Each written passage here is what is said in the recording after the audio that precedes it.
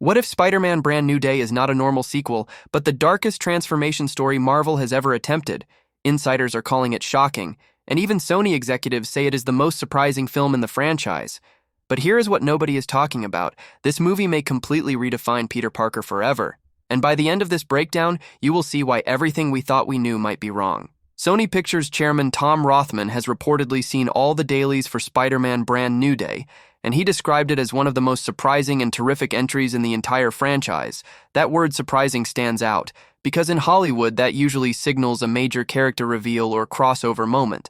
And when executives speak this confidently, it usually means they believe they are holding something massive. Now let's address the rumor everyone keeps whispering about. Sadie Sink is heavily rumored to be playing Jean Grey. Not officially confirmed, but multiple insiders point to it being true.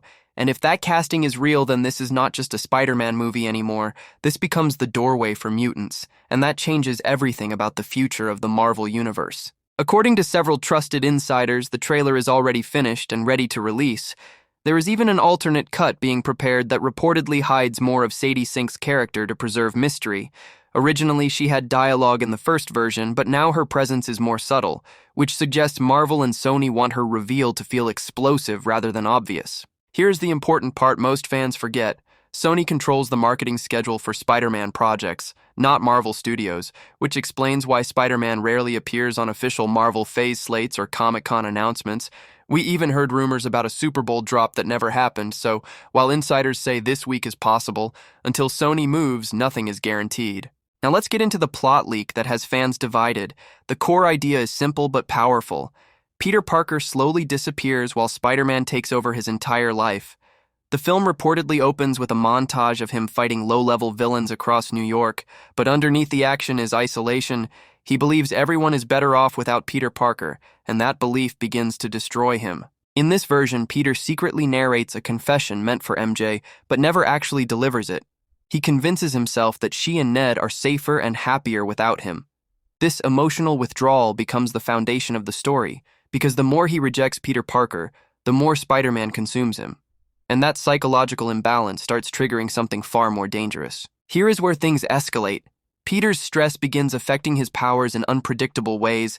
Insiders claim his webbing turns organic at times instead of tech-based.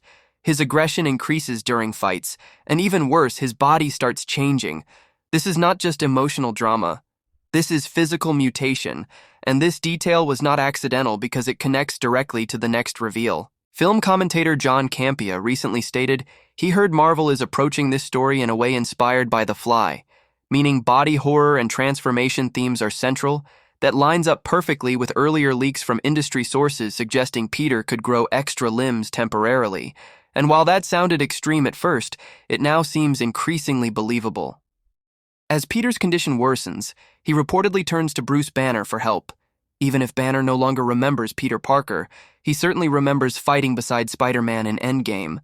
The theory suggests Peter may reveal his identity to Banner in desperation, hoping the world's top scientist can stop the mutation, but that decision could open a door to an even bigger crisis. Now we shift to Jean Grey. If Sadie Sink is truly playing her, then she is not arriving quietly. Reports say she is on the run from the Department of Damage Control, who view her as an unregistered mutant with unstable power. Her goal is not just survival, but exposure. She wants to reveal what the DODC is really doing behind closed doors, and that places her directly in Spider-Man's path. But here is the tension nobody expected. Jean reportedly sees Spider-Man as reckless. Every time he shows up, situations escalate and draw more attention. She fears that being linked to him will give the DODC justification to hunt her harder, which creates friction between them, and this dynamic adds emotional complexity instead of making her just another ally. Behind the chaos stands Tombstone as the central antagonist, not a world-ending threat, but a crime boss who thrives on instability. The more fear in the streets, the more profit flows into his empire. This grounded villain approach keeps the story personal and street level, while still allowing larger forces to move in the background, shaping events from the shadows. Tombstone reportedly bankrolls the Hand to attack a DODC convoy transporting Mac Gargan to a secure facility. Leaked footage descriptions mention ninjas striking fast and coordinated. Spider-Man intervenes, and Punisher joins the chaos.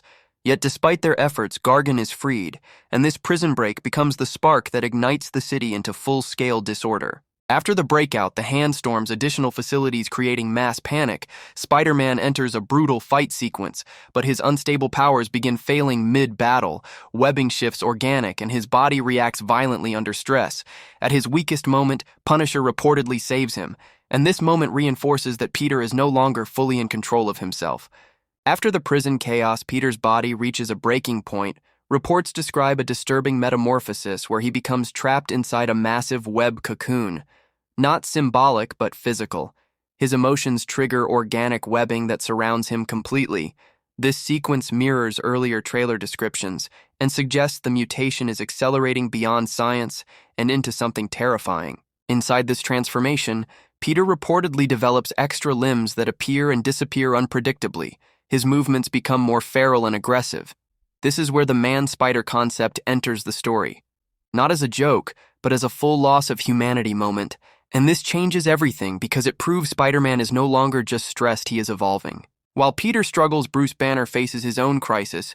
Stress from trying to cure Peter reportedly triggers a new personality known as Grey Hulk. Insiders claim this version is more calculating yet still volatile, meaning the attempt to fix one monster could accidentally unleash another, and suddenly the situation spirals beyond anyone's ability to manage it safely. In one of the most unexpected moments, Punisher reportedly returns, driving a tank into the chaos to contain the rampaging Hulk. The visual alone feels cinematic and grounded at the same time.